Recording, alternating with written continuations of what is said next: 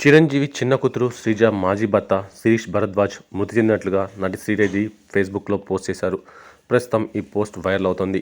శిరీష్ భరద్వాజ్ అనారోగ్యంతో కన్నుమూసినట్లుగా సమాచారం. లంగ్స్ డ్యామేజ్తో హాస్పిటల్లో చేరిన ఆయన ఆరోగ్యం విషమించడంతో మరణించినట్టుగా సమాచారం. శిరీష్ భరద్వాజ్ ఇక లేరు.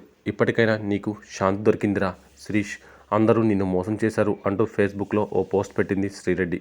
శ్రీజ కొణిదెల మొదట శిరీష్ భరద్వాజ్ను 2007లో ప్రేమ వివాహం చేసుకుంది.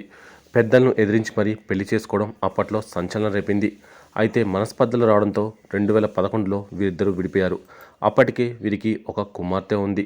2014లో శ్రీజ శిరీష్ నుంచి విడాకులు తీసుకోగా వీళ్ళిద్దరూ మరో వివాహం చేసుకొని జీవితంలో సెటిల్ అయ్యారు. అప్పట్లో వీరి ప్రేమ, పెళ్లి, విడాకులు అనేవి చిరంజీవి నటించిన ఓ సినిమాను గుర్తుకు తెచ్చాయని అప్పట్లో కొందరు చెవులు కొరుక్కున్నారు. ఈ నేపథ్యంలో శ్రీజ మొదటి భర్త అనారోగ్యం కారణంగా చనిపోవడం అందరినీ బాధిస్తుంది.